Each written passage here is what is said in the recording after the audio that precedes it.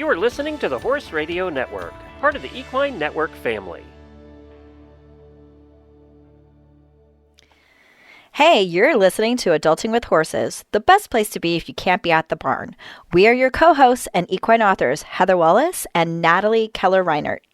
As crazy horse girls, we don't take ourselves too seriously in the saddle or out. We celebrate the things that make us different. Join us as we talk about horses and pop culture and get a little weird in a fun way. Thank you for being a little weird with us.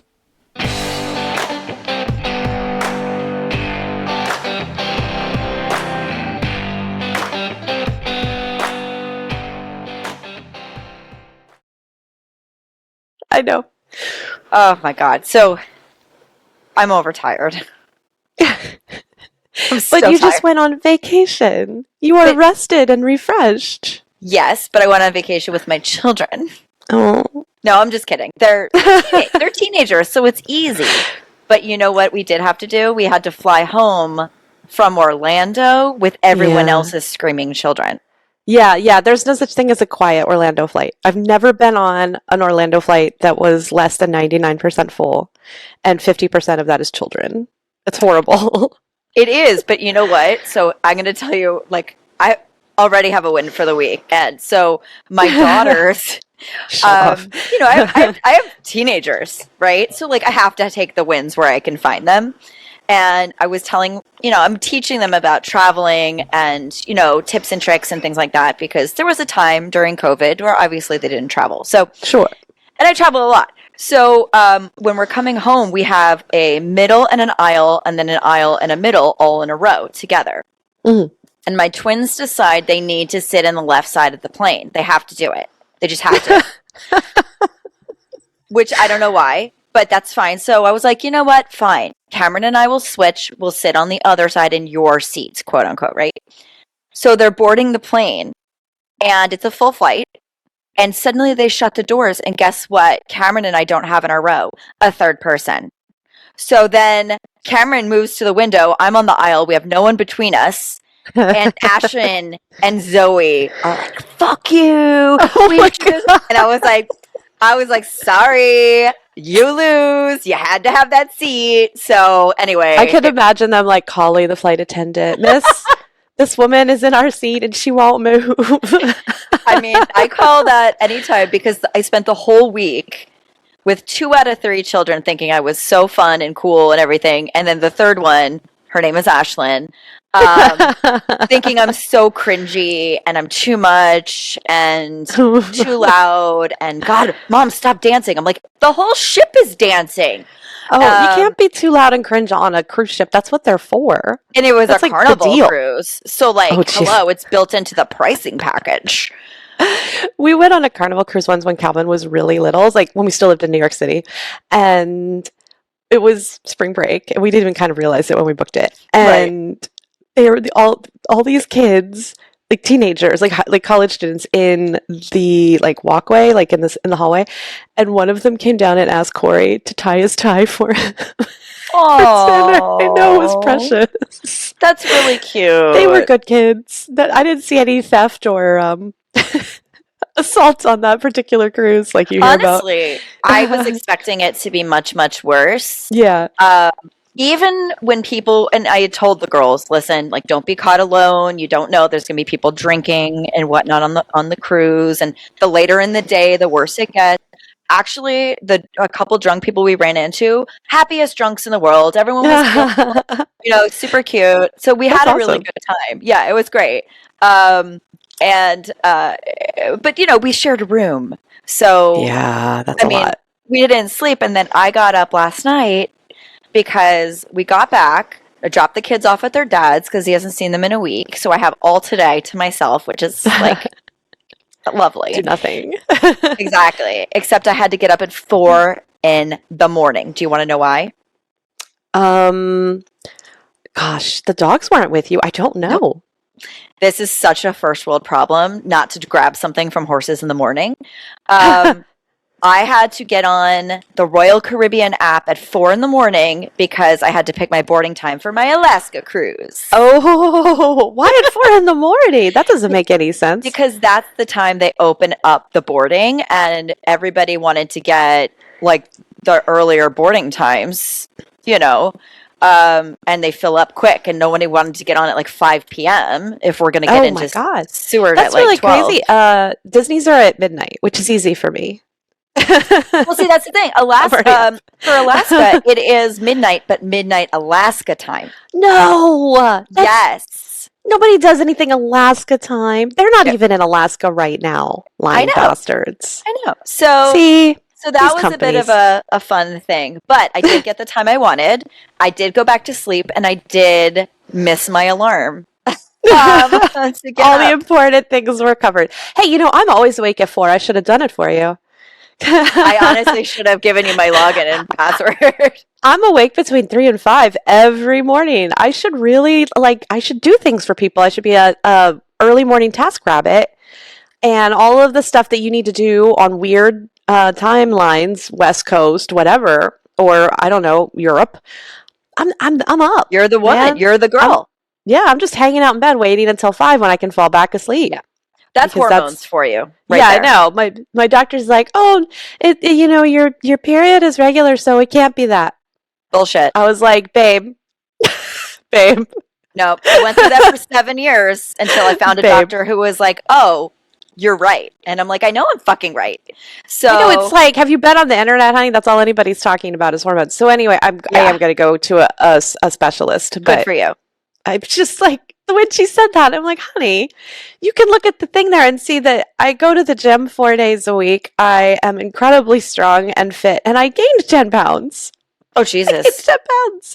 That sounds so hormonal for sure. Exactly. Well, and it's so funny. So, I mean, my kids will cringe, but they don't listen.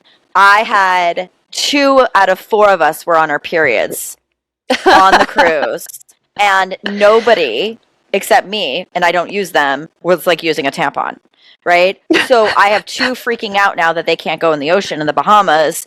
So one of them decided, well, that's it. I'm going to learn how to use a tampon on this freaking cruise. And so that was a bonding experience. It's not like the SATs. Oh, no, you don't understand. We went through this for cheer 2 years ago, and it was very traumatizing for both of us because she's my most dramatic child. And she's like, Mom, it's not in the right place. I'm like, sweetie, it can only go in one of 3 places. Like, you have, it's not hard, and you're making it a bigger deal. And anyway, so we spent an hour in the bathroom of me just talking her down off of a ledge. And now she's like, oh, that was so easy. And I'm like, bitch, I'm going to murder you. But and she goes, I can't believe how dramatic I am. And then her sister, her twin goes, you're your mother's daughter. And I was like, hold up. I did nothing to deserve this. But that was harsh. It was harsh. But the whole point of this wasn't about my daughter's like menstrual cycles. It was like, I'm currently in my 6-week phase. So like I'm due to get my hormones checked again because I have now gone from every 4 weeks of my menstrual cycle to once every 6 weeks. And then after that, it's twice in 1 month. And then it's once every 6. So I'm definitely due for new lab work. Interesting. That's yeah. I'm at this point, I'm so regular that I can plan vacations around it. 100%. But nothing else in my life. Well, actually, it's not true. I regularly wake up at 3. That's a regular thing. I regularly put on weight. That's a regular thing. You're younger than me, so you're literally following in my footsteps. I hope you learned from my I feel like I've always been just following in your footsteps, Heather, just learning these lessons right after clearly life. Yeah, I'm clearly the you're the guru. Here. Everyone follows you. Yeah. Okay.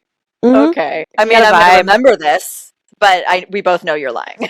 I know it's going straight to your head. It's going to make you even more dangerous. No.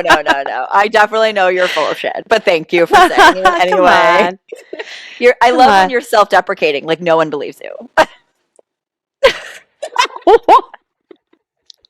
We both know that you're like now like celebrity level, Natalie. So like I'm basking in the glory of your attention. Nonsense. You want to hear about my week last week? I actually want to do. I would want to hear about your book tour. You guys never called me to do FaceTime, so No, it was so stressful. Like it's not like, you go to an expo and you have your table or you have your booth, as we have booths now because please, people come to us. And in this case, I was going to bookstores amongst people I did not know, and then I had to sit in front of them and be discussed, like have a conversation partner.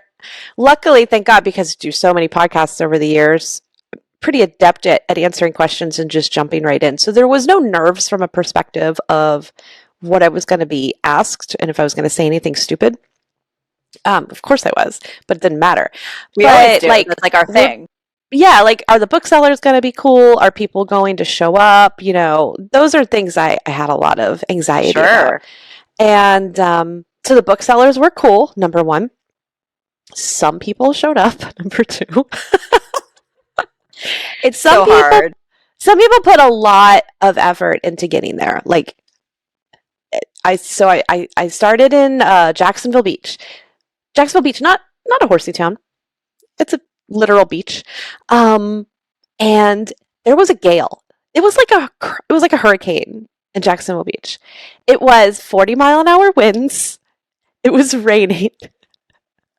I was like, Florida, you bitch, because it's Jacksonville, right? It's not really Florida. It was already like, I'm launching my first big novel in Jacksonville? Is this a nightmare I had as a child? It might actually be, because it's basically South Carolina. I mean, we call it Georgia, which I think is more offensive. Oh, is it Georgia? Deservedly. Fair. Yeah. No, I mean, just we're driving there. I'm like, what is happening? Why am I driving to Jacksonville? This is so weird. And yes, I have lived there, for anybody who doesn't think I have the right to criticize Jacksonville. I did, in fact, live in Jacksonville in 1999. It was a freaking nightmare. One year only. It wasn't even a year, and I moved to Ocala. It snowed. It snowed while we were there. Oh, Jesus. Enough said. Ooh. So anyway, so people came to this. Not beach traffic. There was no beach traffic. Nobody passed by my chalkboard sign on the sidewalk because it had been brought in, so it wouldn't blow away. Yeah, there's no walk-ins when you have gale force winds. No walk-ins. It was such bad weather. We went to a really cool dive bar afterwards, but that's neither here nor there. The people came. There were horsey people, there were non-horsey people, and there were people who had read all of my books and people who had read none of my books. And there was one person dressed head to toe in Disneyland attire, and I was like, do we know each other? And she was like, no. She was related to someone at the bookstore. I said, well, we have serious overlap in interests. Yeah, there's some chemistry there. Right? We were ready to go on a date. We're going to be friends. Exactly. I had no idea who she was. And so that was Jacksonville. And then we went to Lexington. And at Lexington, just about everyone who showed up, I knew in some way, like from Kentucky 3-day event or from online. Just I couldn't believe it. I didn't expect to know everyone there. So that was so cool. So cool. And then, of course, Susan was my conversation partner, wonderful Susan Friedland. And then we stayed at a really cool Embassy Suites, which is the ultimate hotel because it has a big atrium. So you feel like you're outside, but you're inside, which is the best feeling in the world. And people came back afterwards to the atrium bar and we chilled for a couple hours. And it was nice. Very cool. So thank you to everybody engaging with me over drinks because I'm pretty good over drinks. And then that's really where you shine, I'll be honest. It really is. And yet there was somebody there was a person there who had more and better stories than me. Oh, you can't outshine the host. Well, I mean, typically I'm a person who has stories where people go, what? Yes, and that's true. She exceeded my stories in every way. Wow. So she's a one-upper. To you. She is she has my phone number. Let's just put it like that. Okay. She's pretty cool. Yeah. Okay. And then I went to Cincinnati. No, I was supposed to go to Cincinnati. What happened? I went, but I took a circuitous route because I had a driver and I had nothing else going on. And every Barnes & Noble between Lexington, Louisville, and Cincinnati had copies of my book. So it was there's this lovely elderly gentleman with a little cap on. And I said, Gordon, do you mind driving to Louisville? And he's like, we can go wherever you want. So we drove all over and signed books all over the place on our way to Cincinnati. That's super cute and fun. Did you take It was- videos? Like It little was. snippets? No. I think my phone was dying like the whole time on that drive. But I took like photos. And you know when you get really tired and you just don't want to make social media content? Yeah, like the whole, you're literally speaking my life into existence. Yeah, exactly. I Like always I'm sure forget. I know people make little clips and stuff. I was just tired. I was already exhausted and I didn't want to. So I just took pictures. And then in Cincinnati, that was a light turnout because I don't know anyone in Cincinnati. But people came. One person came an hour and a half. Specifically, she drove into the city for me. Who does that? That's really nice. And my conversation partner, I did not know, but she was absolutely incredible and loved the book and like dug deep into the themes of the book, which is a word I'm usually afraid of. She's a writing professor, much smarter than me. Oh shit. Yeah, she knew her stuff, and That's she a little, loved it. yeah, that's a little, It was intimidating to go Yeah. into, and it was actually really like affirming by the end. I was like, oh, maybe I know what I'm doing. Isn't it amazing how we still have imposter syndrome after everything? Oh yeah, because you're just how many people can you compare yourself to in one day? Like go into a bookstore, and be like, am I as good as the 2 million other people whose names are on these books? Probably not. And then the big event at Kentucky, at the Links in Gainesville, so many people came. Incredible turnout. Of course, Chick Maynard was my conversation partner, so that didn't hurt any. Definitely but some did of not our hurt. regular friends came. Lori Bergley came, the author of the Maryland Equestrian series. Susan came too. I'm still not clear on Susan's trajectory, but that girl can drive across the country when she needs to. Just so many people came. It was unbelievable. That's awesome. It was I'm sorry huge. I couldn't make it. I really wish I could have. Yeah, well, I'm sorry. I mean, that's understandable. We're all like, oh, we wish Heather were here. Aw. We No, totally you guys. did. You We did talked not. about you. That's really No, we totally talked about you. Oh, Ask anyone. Ask anyone. Well, I believe that. I don't. Mm. I just don't think it was nice things. Ask Lori. Lori was like, I haven't talked to Heather in so long. I know. Actually, she reached out because I think we're all going to do a book event in August, right? We're gonna try. I'm having some trouble getting to it because of like flights costing like $7 million. Mhm. Because apparently we're not allowed to have like jet fuel or something. But There's a war. There's a war. I mean, if you want to crash the economy constantly, you do you. But then I can't fly places and talk to people. So right. I I get it. Yeah, so I'm working on it. I hope I can. Google said the flight prices would go down in a month. It was like, don't book for August now, book it in May. And I don't know if anything Google says can be trusted anymore because AI, but I certainly can't buy the tickets right now, so I might as well look in May. I do have some tips and tricks. Like there's certain days of the week that you book. There's certain amount of days out that you can book, and then you have to put your browser on incognito mode so it doesn't read your cookies. And then what you can also do is you always buy the refundable flight. So if the price drops, you can repurchase it for a cheaper price and get the difference. Oh, I didn't know that. That's Yes. interesting. I always have credits. Okay. Oh. So you can track the flights on Google Flights as well, and you can look for price drop alerts. Okay. So there's a lot of things you could do. Trust me, this girl just flew 4 kids to Florida during spring break with miles. Okay. Yeah. Trust me. I mean, that's good. Like I was, the position that I was in is the closest airports are I can't get a direct flight into unless I go to Orlando and fly on a airline that I have no status on. But what if you fly into Philadelphia and I pick you up, or I could fly, Baltimore, Philadelphia, or even Atlantic City. I could pick you up on my way. Philadelphia might work. Yeah, I might be able to get into. Yeah, because otherwise I was west looking at and then south. Yeah, that's cool. That might work because I was looking at like 8-hour travel days. No. And I was going, well, that's not going to work. I can't do that. I need a quiet summer. I do have 2 events planned this summer. I have one July 15th in Saratoga at Impressions of Saratoga. So I'm looking forward to that. And I was there last year. Oh, yeah, to Impressions? Specifically. You should come back. Yeah, maybe. We're actually going to be in Saratoga that week, I think. No, not Saugerties? Saugerties. Yeah, Saugerties that week. Yeah, Yeah, I'm going to be there on the 15th, and then I'm going to be on the 17th. A couple days later, I'm going to be out in the Finger Lakes area in Palmyra, New York, at their bookstore. Yeah. That's nice. Jason, my ex-husband's family is from out in that area. Oh, bummer. Yeah. So I know. Yeah. Yikes.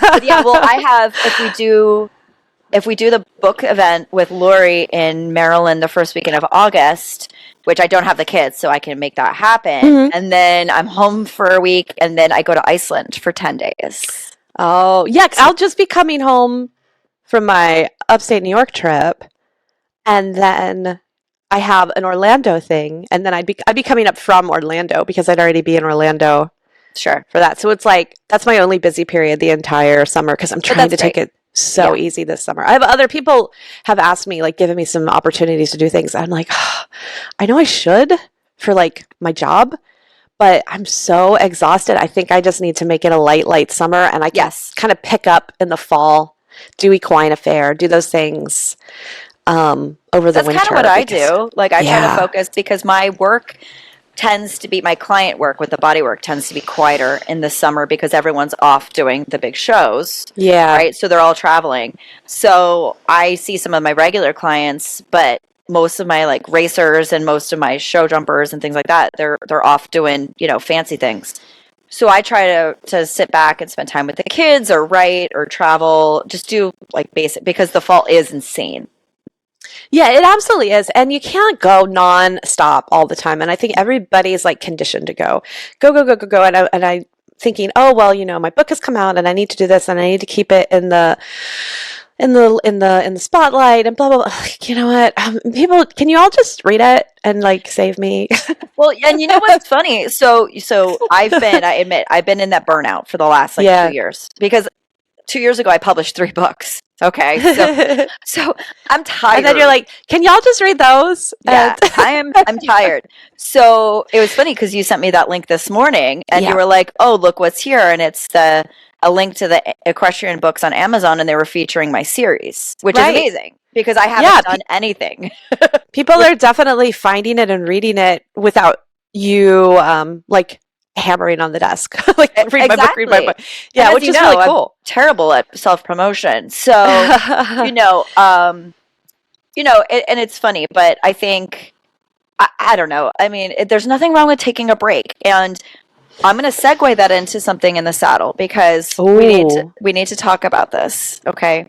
Mm-hmm. Now, everybody who listens knows that I have ridden a handful or less of times in the last year or two. Right. I moved into this new barn with my same trainer and everything a year ago, May.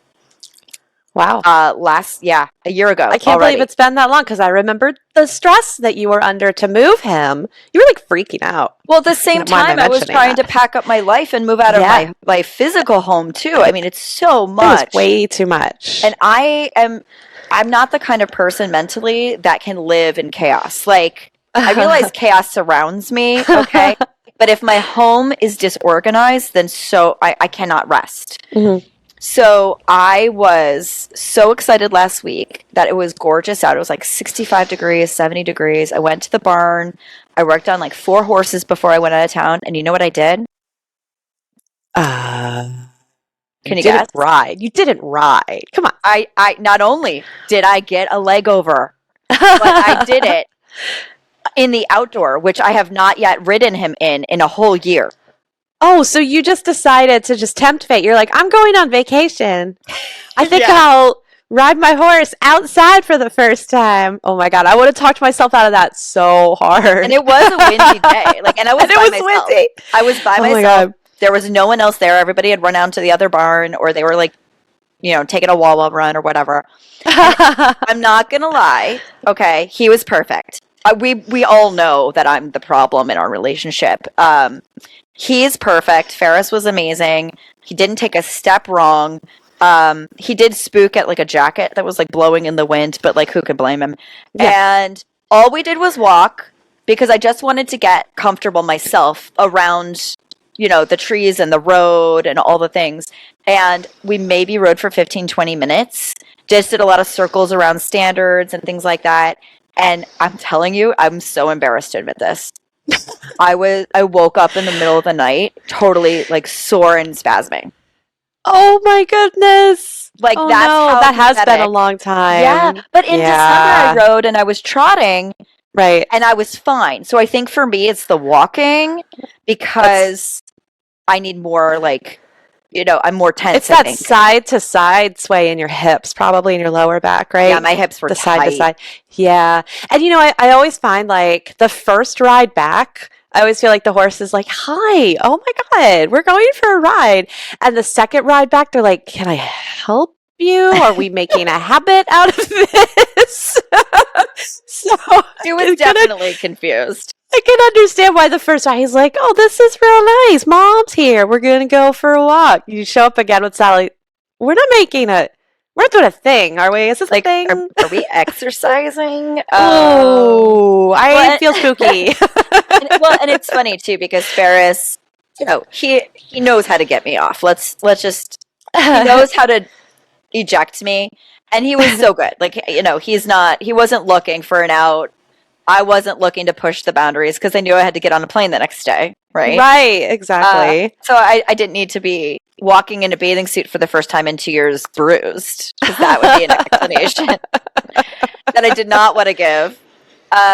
But you know what? It felt so good. And I sometimes surprise myself just like how much I really don't trust myself. Like sometimes I really surprise myself. Like I really need to trust myself more because my horse is perfect. He literally is perfect. Yeah. I am. Yeah, sometimes I feel like that when I'm riding, because I've been riding a little bit, like a couple of days a week, which has been really nice. And Ben has been very eager to show me that he's very fast. And he's like, look how fast I can go. Did you know I was bred as America's first racehorse? I'm like, you are very patriotic, but but so he wants to go from trot to canter really, really quickly, but I don't trust him to canter because then he gets sore and he bucks. So Right. like, why don't we wait until you're fit? So I've just been like letting him trot. I've been let them theorying my horse. Or what I think let them theory parenting might be. Yeah, because I don't read pop nonfiction anyway. But he's just like, well, I want to trot. I'm like, okay, we're gonna trot, but then we're gonna like walk for a stride. Well, I want to trot some more. Okay, so we're gonna trot for some more, and then we're gonna walk for a stride. Instead of just being like, now it's time to walk. It's totally permissive parenting. It really is. It's like I'm letting him go all the way to the end of the leash, and then I'm letting out the leash some more, and then I'm just not caring because it just doesn't freaking matter. I'm just letting him get comfortable. And he's been really chill and really good, actually. I mean, he's fast, but I grew up riding racehorses, and I should really get the hell over it and just let him go. I mean, as long as he's staying at the trot. Like, I think that's fair. One of the things that I was really funny about was, so Ferris, when he's jumping, he will do, like, he gets so excited. Like, he gets so excited to jump because we don't do it very often anymore. Mm-hmm. And so he will fully, like, he'll let me hold him back, but he will fully jiggity jog. He's not going to do anything more than a canter. It might be a really fast canter. Right. But he's not going to, like, do anything. But I know what he's going to do. Like, he's going to have the forward march. He's going to suck back at the trot. Yes. Right? And then at the canter, he's going to drop his right shoulder every time, and I have to use the inside rein to half halt. Otherwise, he'll switch his leads because he has auto changes, and he's super, technical. And I know exactly what he's going to do. So, like, if he wants to trot, whatever, right? Like, I know what he's going to do. The trot is not what gets us in trouble. Exactly. I'm like, buddy, I know you. I know what you want to do, but you have a really long back and you're not strong enough to do this right now and you're going to get upset. Such a toddler. They are giant toddlers. You're not built to do this at the moment. You need a little more muscle. It was funny. Even as I'm walking Ferris around the standards, his ears, you could see him totally perk up when he saw the cross rail or like the small vertical. And I was like, no, around it. He goes, to it. I'm like, no, around it. He goes, but I want to go to it. Because, at the end we do like a choose your own adventure. Like I'll let him just kind of pick where he wants to go and we'll just meander. Usually it's to the gate or the fence. Right. And he'll just stop. Puts his head over the fence. Yeah. Oh, hell yeah. Fence time. Love that. Yeah. Smells the flowers. And fake flowers. And he's so excited. And so it's just really funny because I sit there and I'm just like, you are such an odd, cute child. But we both know he wants to jump. We both know I'm a little nervous to jump because it's been a minute. Yeah. Right? And he gets excited. So yeah, so you can't just like go in 2-point and trot cross rails like you're a kid because he'll be like, what are we doing now? he'll full send it.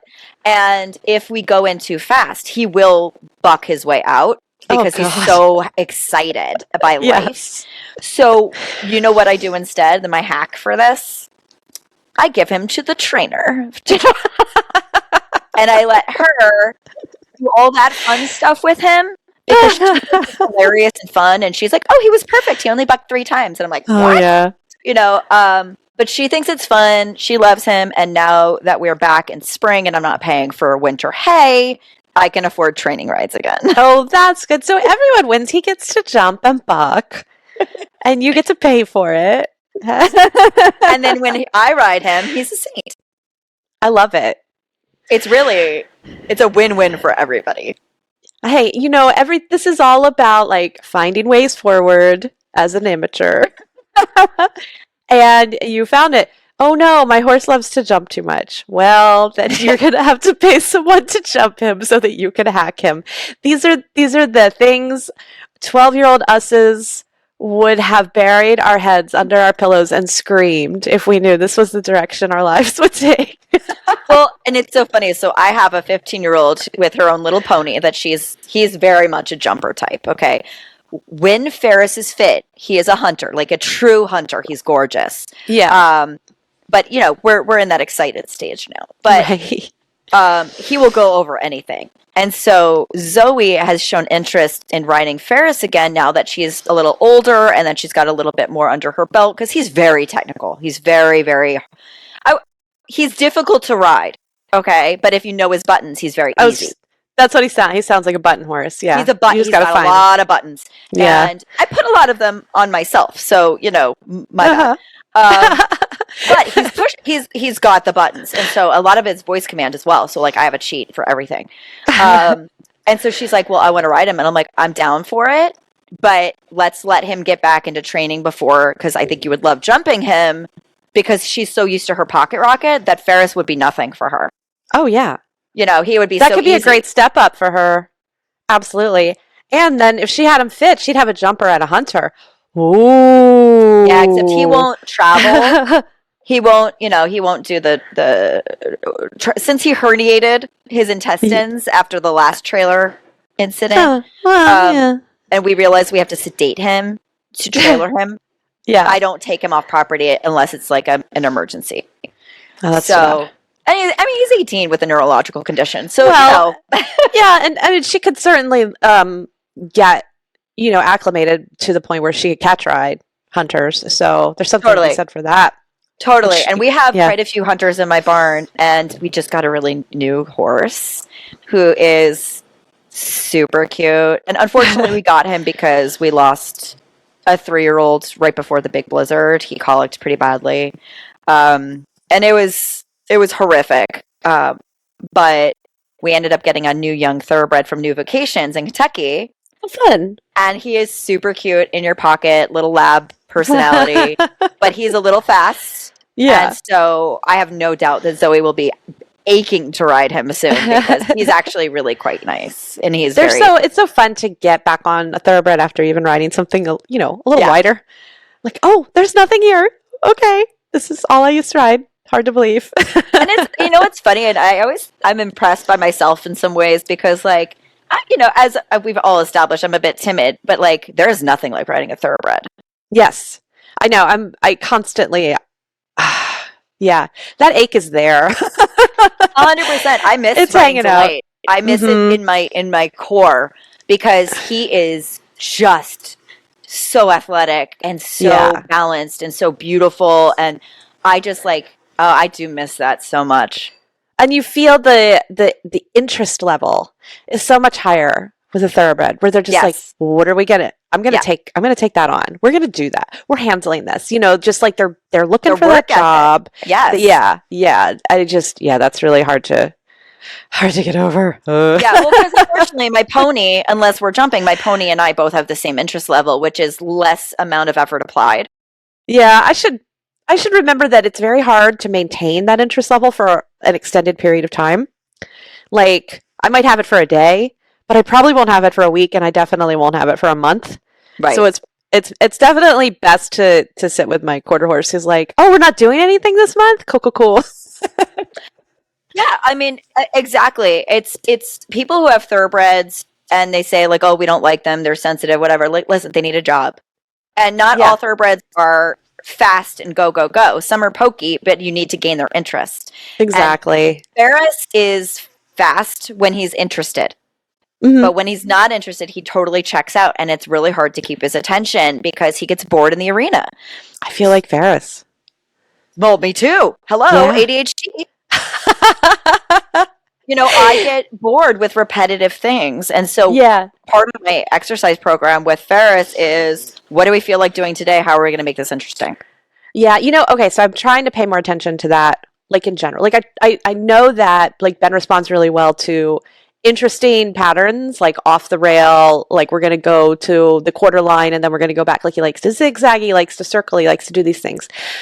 So I just finished reading yesterday, The Greatest Horse Trainer on Earth. Have you seen this book? The new book that they're promoting with Becca Didier was promoting. I have it. Oh, look at you. Ooh, yeah. That's a cool cover. Yes. It's a very cool cover. It's what does it remind me of? I don't know. Almost like a fantasy version of a Robert Vavra photo, if you remember him from the 90s. He did a lot of photos of like Arabians standing in poppy fields kind of thing. Like he did a unicorn coffee table book, and it was literally like an Arabian with a unicorn horn on it. They were so popular. We had the Barnes & Noble I worked at in the 90s. We always had Vavra books, and they were always well thumbed and torn up, stuff like that. So anyway, it's about Sylvia Zerbini, who's a ninth generation circus performer, like from a circus family. And she grew up doing trapeze, but she also grew up with the family horses. And she went from doing, straight circus acts, like riding horses and doing tricks and things like that, to a literal 9-horse, completely naked Liberty Act. Wow. Which no one else has ever done. Like, she takes horses into the ring. And in Cavalia, she was doing it. That's when she developed the naked, harness-free act. Not even with like a stick.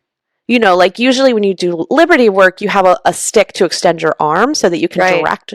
Not even that, because the producer of the show wanted it to be completely natural looking. What an amazing bond they must have with the horses. I cried looking at the photos. Yeah. I'm going to see her performance this weekend, Ooh. and I am going to be a blubbering mess. Yes, you are. I'm going to be on my period. Oh, shit. And all of these horses are going to come up to her and like love all over her, and I'm going to die.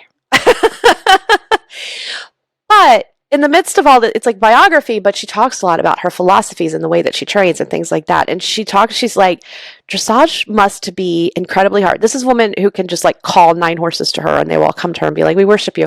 She's like, dressage must be really hard. You just have to do the same thing over and over. I can't even imagine that. I was like, oh. And so burn. I was, yeah, it was a sick burn. And she had some like interesting ideas and stuff that I've actually put into the book that I've been working on recently, which is kind of funny, about like changing up dressage tests so that it's more about like having you could have 6 movements, let's say, and you just have to work them into a ride that you put on yourself in front of the judge, things like that. So like more like freestyle. A freestyle. Yeah. Exactly. Like if everybody did a freestyle. Just to take drilling patterns out of the equation. And I've been thinking really hard about that. And like, am I doing too many 20-meter circles because it's convenient in this part of my arena? That kind of thing. And not using the natural space that I have in a more organic, effective way. And talking and using a lot of vocal cues. Like she has all these specific vocal cues that she uses. And I've been thinking about that and going, I am bad about not using vocal cues because they're discouraged.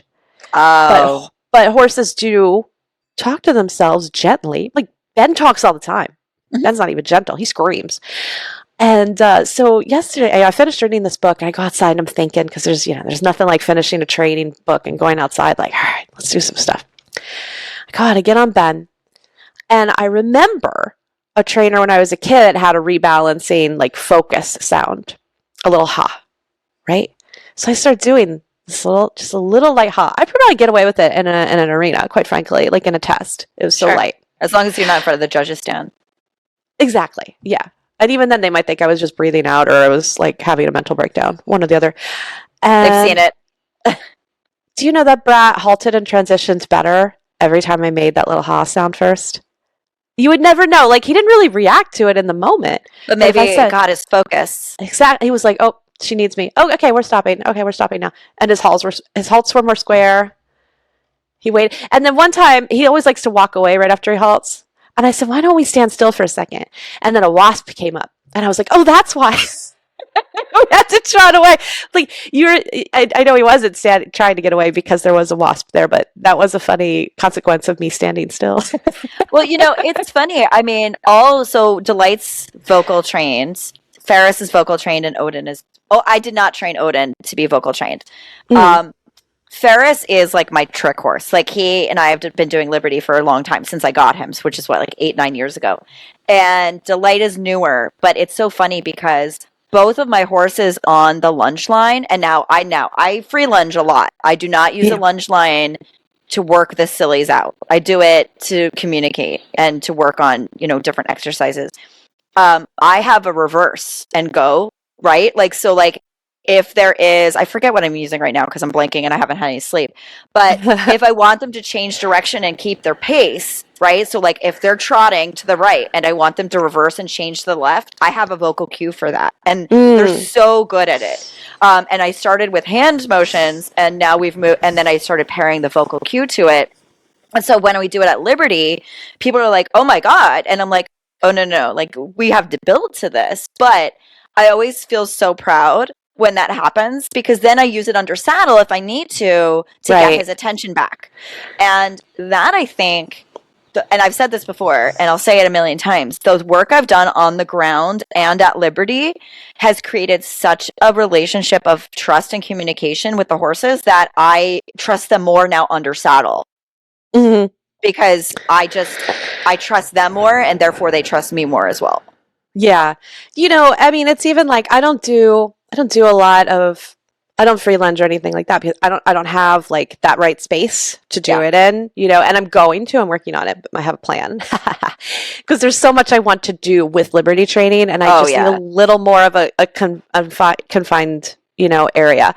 So that it's not like, oh, you're half a mile away. That is really hard because they do tend to drift, when you're starting out. Yeah. Yeah. So there's stuff I want to do that I haven't been able to do. But we spend a lot of time together just outside, like I'm messing around outside, or I go out and sit, or I'm doing work in the paddock. They're always around.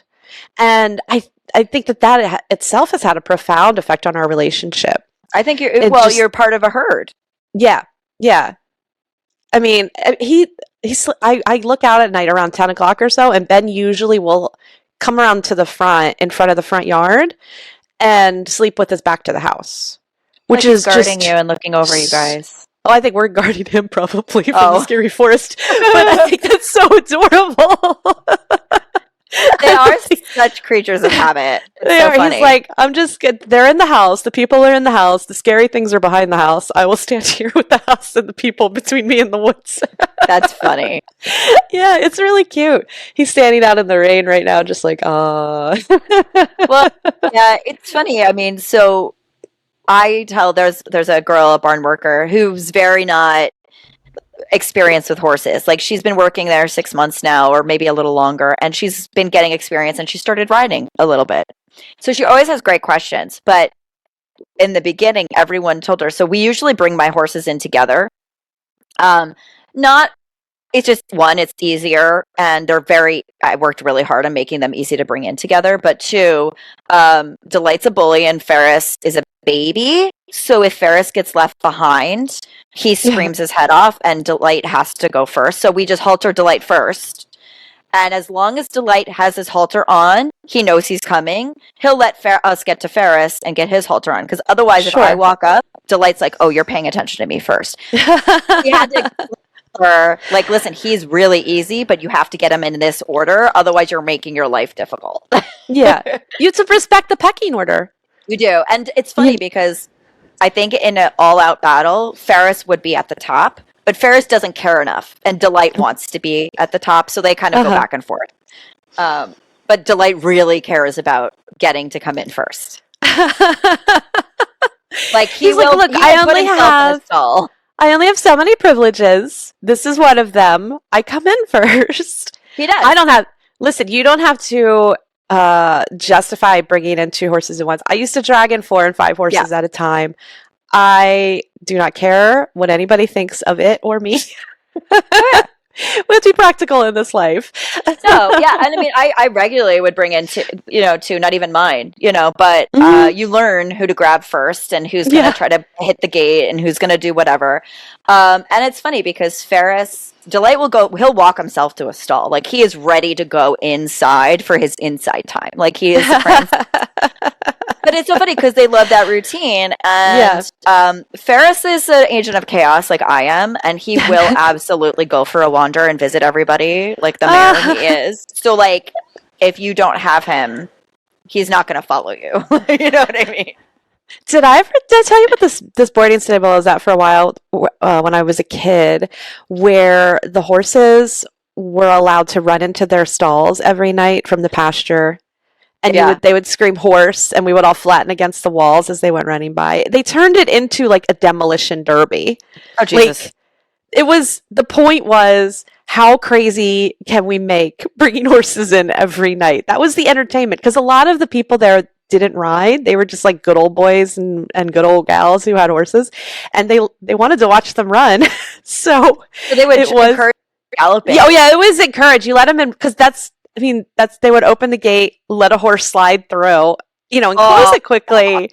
So it was like sending a horse through a chute. It made them faster, and then everybody would yell and everybody would scream horse, and no horse did not come in at a full gallop. There was no like sauntering at this I don't barn. love that. It was even from the bodywork perspective, like that's an agent. Oh no. Like that's a recipe for disaster. None of these horses had ever seen bodywork. No. This was not this was it was that kind of place. This was a remnant of another age, this barn. I mean, we do have a barn near us that it's not that level, but what they'll do is they'll cordon off different areas and they'll open like paddock 5 and they'll let the horses come in and they know where their stalls are and they'll just put themselves in their stalls and then the grooms come up and close them. But they do it at a walk or trot at the most. It's almost more work than just walking out and getting your horse. Like we were at this barn, everybody fed their horses their own dinner. Like it was a partial board kind of place. The board was $40 a month. Okay. Ooh. They were, yes. Even then, that was insanely cheap. Everyone was capable of haltering their horse and walking their horse in. It could have been they just finished chose in 5 minutes. They just chose not to. They just wanted to sit there, slip off their flip-flops, and watch their horses gallop past. It was the night's entertainment. Oh my God. It was like going to a beach bar and watching people wipe out on surfboards. Instead, they just went to the barn and watched their horses run by and wipe out. I get it. Like I go out to see Lazy U in Colorado and they have the jingle twice a day. And, at dawn, they will take out, I don't know, there's like a herd of 120 horses or something like that. And they're always led by the donkeys. And they have this like pack, and then you get a couple of outriders on the sides and in the back, and they move them to whatever paddocks they're going to be in that day. And then at night, at sunset, they do the same thing, but bring them into their pens. But it's all like, it's a jingle, everyone watches, but it's not an outright derby. Yeah, that sounds a lot more logical and like, we need to move 100 horses in an orderly fashion. Yeah, it's like a real cowboy situation instead of like a mass chaos event. Yes. Right? And the injuries. Florida, oh my God. That's true. Florida is a mass chaos event. That is part of our lore. And I'm reminded of that every time I'm there. No, I do think other places yeah. are really boring. I don't know how people do it. I will say I did quite enjoy being able to practice my Spanish with all my Uber drivers. Oh yeah, you need it with the Uber drivers. That's no Yeah, no, I joke. had a lot of fun with that. And my daughters were like, Mom, oh my God, I didn't know you spoke Spanish that well. And I was like, well, it's nothing like what you used to, but thank you. I get a compliment from a teenager is like finding a gold nugget, Yeah, that is true. or a four-leaf clover. But yeah, I will say that's the one thing I did like. But it's funny because coming back, we're landing and my daughters are like, Mom, you know, one thing we had a lot of fun, but I think one thing we really understand is like New Jersey has the best food. And honestly, I really, it's so funny because like I will say Carnival, we had a great time. The only thing that I did not love about it was their food was terrible. No, their food's not good. That is a fact. Yeah, and I was expecting a lot more. And we were on a smaller ship, so we didn't have as many options either. Yeah.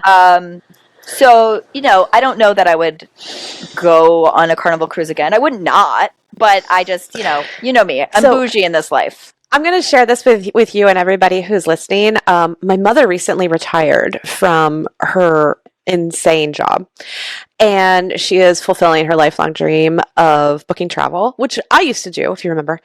Only the agency that she works with gets these insane blocks of rooms on cruise ships, and they're like 50% off. Like she was showing me stuff. I'm like, I've never seen prices like this.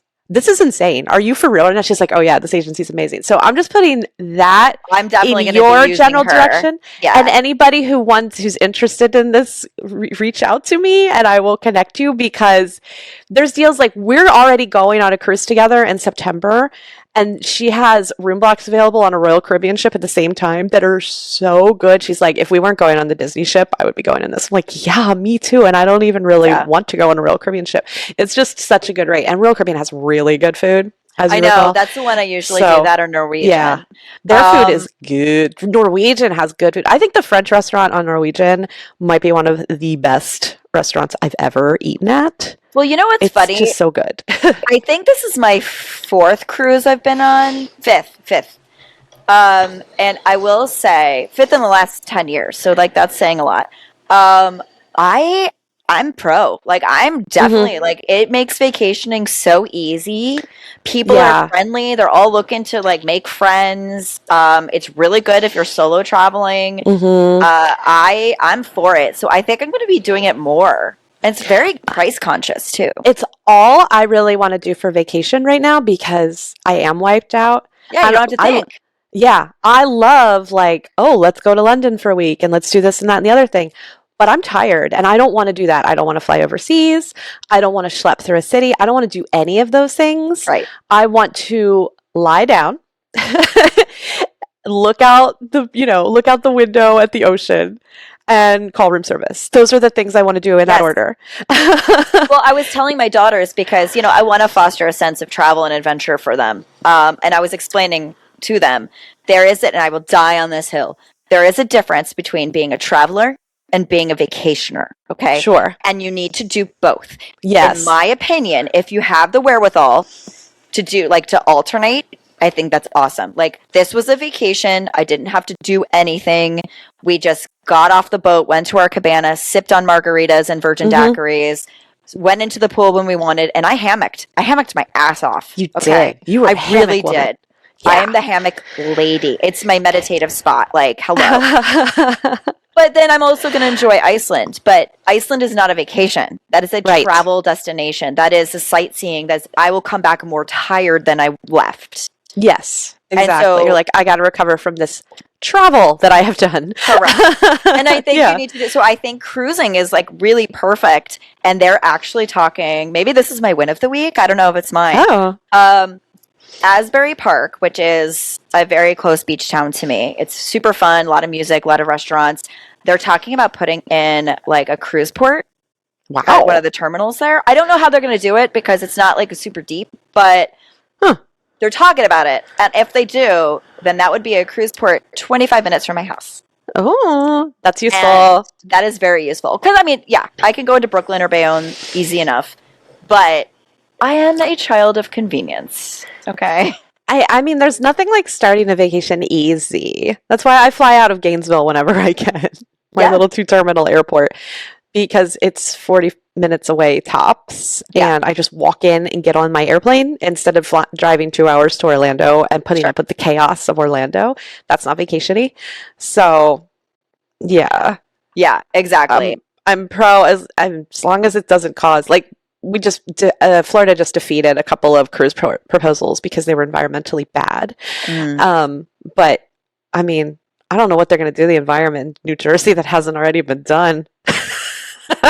And actually, our water is fresher than it ever has been. So we have so much wildlife. I don't know. But I'm sure fuel prices are going to affect the cruise rates. But I do think it was really, really worth it. And I'm sorry that my vacation interfered with your book tour. I definitely would have loved to see it.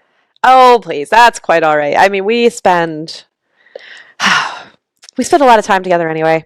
And luckily, I actually have other friends too, which I didn't realize. None like you, of course, Heather. But I'm glad you recognized that. There was something very affirming. Like, I don't think about having friends in sort of that like childhood manner where all my friends are around me kind of thing. Do you know what I mean? Yeah. I don't have people that like I hang out with regularly or anything like that. And so for everybody to show up all at once like that was like, oh my God. I know people. Yeah, I was like, I have friends that'll show up for me and that I'm happy to see, and we can have, we can talk and take pictures together and stuff like that. I don't feel like that generally because I guess my friends are scattered for the most part. And that, in my opinion, is the best part of social media. Like, that's the only reason I would like to do social media is to connect with people that I maybe would never have met in person before. Absolutely. That's what I say to people. I'm like, there's this weird conception among a lot of like authors that are only traditionally published that aren't that don't self-publish at all. They don't think social media sells books. That's bullshit. And I'm like, babes, everybody that I know that helped me with this book, I met on social media while talking about my other books or because of working on my other books. I met these people. These are the people that I know. This is it. There's no other level and there. Look at our friend group. You and I met on social media. Susan and I met on social media. Absolutely. Lori and I met on social media. And where else would we have met these people? Now we're a Horsebook Girl Gang. Exactly. Right? We are a total girl gang. Yeah, and we all like come through and support each other, and we're the best. I mean, that's the thing about social media, and the best way of using it is to build a community. And in my opinion, if you start to use it to troll people and bring each other down, that is not the side of social media I'm on. No, that's super weird. Yeah, and why do you have that much time? Scroll past. Just scroll past if you don't like it.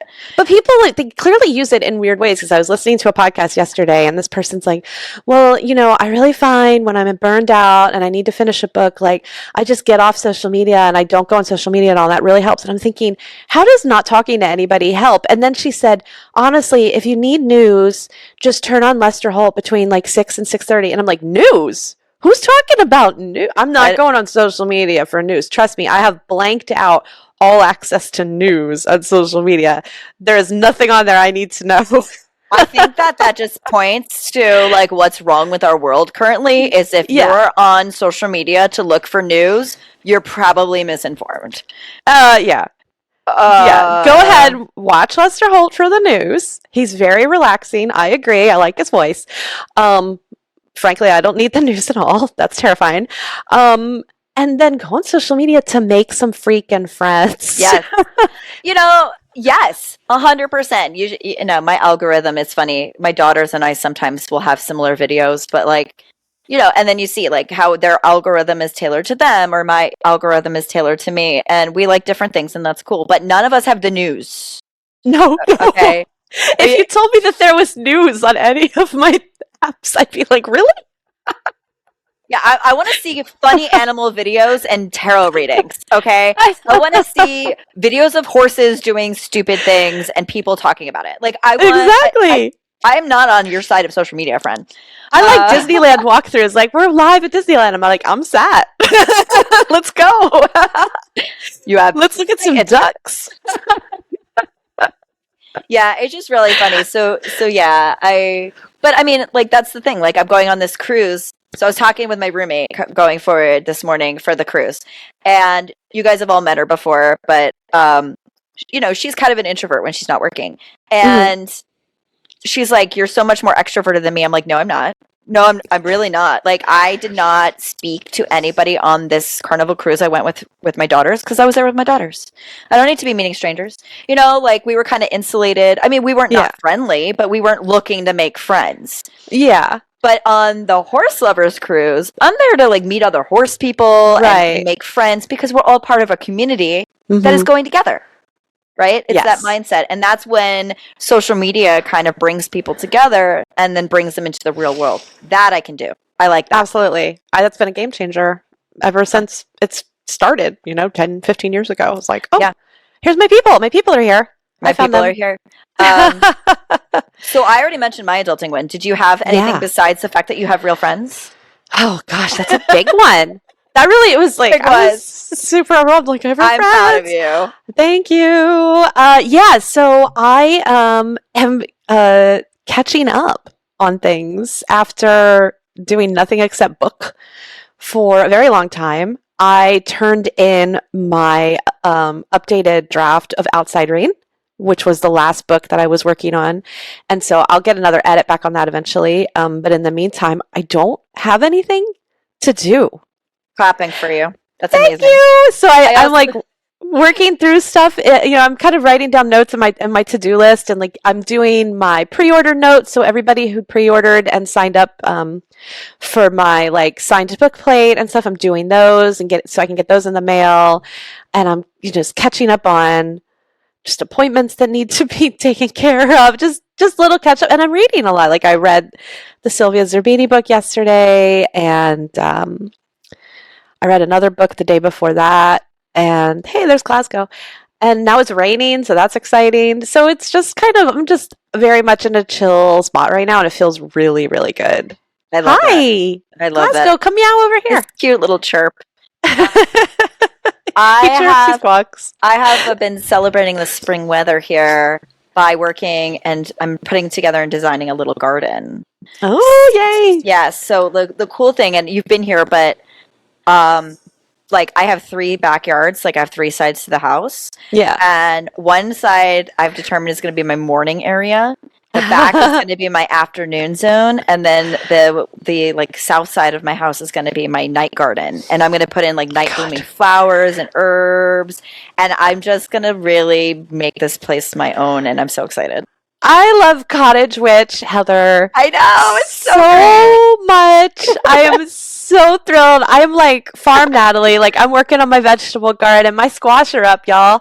My cucumbers are coming up too. And so I'm like thinking about pickling and all that good stuff. Oh, that's you are cottage witching it with your herbs, a night garden. Oh, yeah. So I've got my climbing roses are coming end of April. And then I've got like different herbs that are going in, and I'm going to be planting some echinacea and some chamomile so I can make my own teas. Oh. So I'm really excited about it. That is so cool. And I love fairy lights everywhere. Oh, fairy lights. I love a fairy light. Oh, it's going to be awesome. Yeah. Yeah, so I'm pretty excited. And then the only thing I need to do, in my opinion, like, because obviously the garden will take some time to like establish, is figure out some kind of like pet-friendly mosquito control, because I live next to the bay, which has a lot of standing water. So that is going to be an issue. I guess. Oh, Glasgow, I need to put barrier on you. Don't let me forget. I think that you can plant lemongrass and citronella, and that supposedly does something, and maybe rosemary. I'm going to plant all of those, but that's only going to really probably affect the night garden area, not all the other sides. You could put some in pots, put it around maybe. Yeah, I might do that. I got a whole bunch of pots that I'm planting. So so I'm thinking about different ways to do that. So I'm excited.